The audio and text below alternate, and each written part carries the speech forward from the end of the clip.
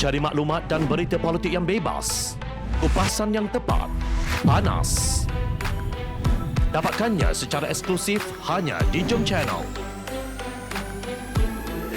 Komitmen kami, pentasan berita Isnin hingga Jumaat. Berbicara dan isu semasa, kami garapkan secara langsung. Panel-panel berkaliber dan profesional. Interaktif, pandangan anda kami raikan. Jangan lupa bersama kami di setiap hujung minggu dalam edisi khas mingguan. Jom Channel, moving forward, sharing a new experience.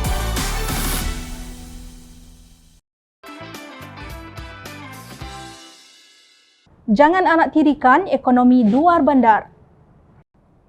Di samping kerajaan keluarga 69 menghidupkan budaya berjudi nombor ekor di kalangan masyarakat, jangan lupa kepada nasib penduduk luar bandar yang kais pagi makan pagi, kais petang belum tentu cukup untuk makan malam. Ekonomi luar bandar di Malaysia memerlukan suntikan penggalak atau booster shot dengan kadar segera untuk memulihkan ekonomi rakyat secara holistik. Pakej-pakej rancangan ekonomi sebelum ini lebih tertumpu kepada keperluan masyarakat bandar dan kekurangan inisiatif untuk ekonomi luar bandar telah menyebabkan segmen ini lebih teruk terjejas akibat wabak COVID-19 berbanding kawasan bandar, kata Pengurusi Biro Pertanian dan Pembangunan Luar Bandar, Muhammad Faiz Fazil. Beliau memetik statistik Jabatan Perangkaan yang menunjukkan bahawa gaji dan upah penengah di luar bandar telah jatuh sebanyak 14.1% untuk tahun 2020 berbanding 11.6% untuk pekerja di kawasan bandar. Apa yang lebih mengejutkan, nilai gaji dan upah penengah di luar bandar telah jatuh ke bawah paras yang dilihat pada tahun 2016. Ujarnya dalam satu kenyataan.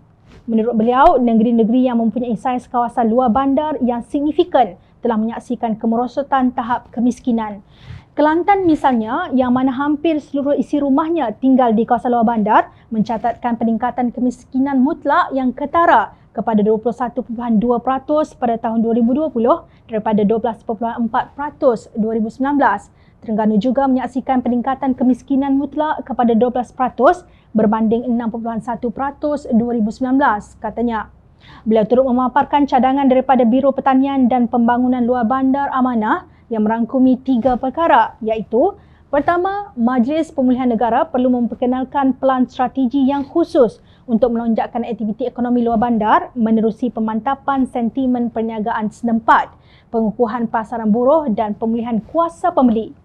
Kedua, Belanjawan 2022 yang akan datang perlu memperuntukkan lebih banyak dana perbelanjaan pembangunan untuk membina semula ekonomi luar bandar. Untuk tahun 2020 dan 2021, Kerajaan Persekutuan telah memperuntukkan 6.3 bilion dan 6.7 bilion ringgit.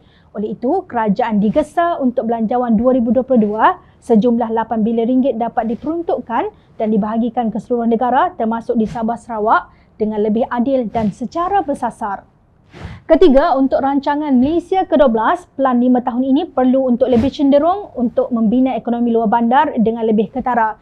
Sektor pekerjaan di kawasan luar bandar harus diperkukuhkan. Peluang pekerjaan untuk tenaga separa mahir dan berkemahiran tinggi harus digandakan. Kerajaan harus berusaha mengurangkan keperluan graduan Malaysia yang terpaksa meninggalkan kampung halaman kerana tiada pekerjaan yang sesuai dari segi kualiti dan gaji.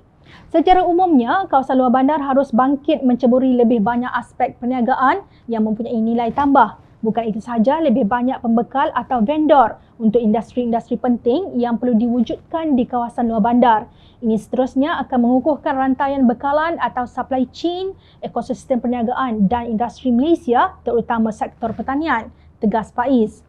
Beliau berpendapat sebarang peruntukan dan dasar ekonomi bagi kawasan luar bandar harus bersifat bersasar atau mikro serta bersesuaian dengan keperluan rakyat setempat.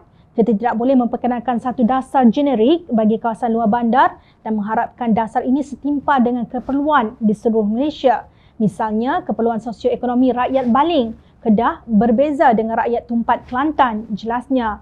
Beliau juga menyarankan agar kerajaan memberi dorongan bagi mencapai usaha membangunkan kawasan luar bandar secara tuntas. Maka kerajaan perlu menggalakkan lebih banyak pelaburan awam serta swasta di seluruh negara dan bukannya tertumpu kepada beberapa negeri atau kawasan bandar sahaja. Lihat saja prestasi pelaburan diluluskan Malaysia untuk tempoh 6 bulan pertama 2021 di mana hampir 80% daripada amaun pelaburan diluluskan ini datang dari 5 negeri sahaja. Seperti biasa, negeri Kelantan dan Terengganu antara lain sukar dilihat dalam kategori 5 penerima pelaburan yang tertinggi, kata Faiz. Bagi pihak Biro Pertanian dan Pembangunan Luar Bandar Amanah, beliau menegaskan bahawa dalam mengukuhkan ekonomi luar bandar, usaha-usaha yang konstruktif perlu diambil dengan segera untuk mengubah keadaan mereka daripada terpinggir. Pembangunan negara harus dikecapi bersama dan inilah hasrat wawasan kemakmuran bersama 2030 yang diperkenalkan oleh Kerajaan Pakatan Harapan dahulu. Jika tidak, kesenjangan pembangunan dan sosioekonomi luar bandar dan bandar di Malaysia akan terus melebar. Ekonomi luar bandar tidak boleh terus dianaktirikan dalam arus pembangunan negara dan fiskal kerajaan. Prinsip keadilan sosial harus diangkat bagi memastikan kemiskinan di kalangan rakyat, terutama di luar bandar, dapat dikurangkan, tegas Faiz. Sebenarnya, sektor luar bandar boleh dibangunkan seiring dengan pesatnya kemajuan dalam penjualan runcit secara online. Seorang peruncit yang tinggal di Terengganu boleh menjual produknya kepada pembeli yang berada di Selangor. Bukankah lebih baik memberi insentif kepada peruncit seperti ini berbanding menambah cabutan khas kepada 22 kali setahun demi mendorong masyarakat untuk berjudi? Ingat, rakyat sentiasa memerhati.